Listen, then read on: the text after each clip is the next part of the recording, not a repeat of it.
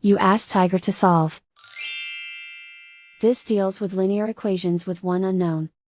The final result is x equals 5/2. Let's solve it step by step. Simplify the expression. Simplify the arithmetic.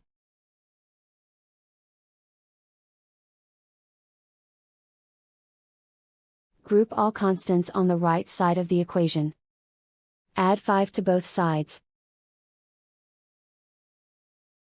Group like terms. Simplify the arithmetic.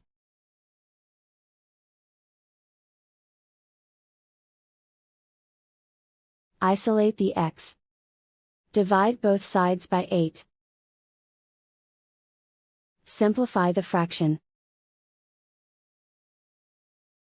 Find the greatest common factor of the numerator and denominator.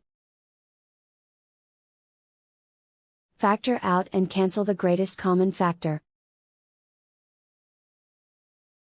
And so the final result is x equals 5/2.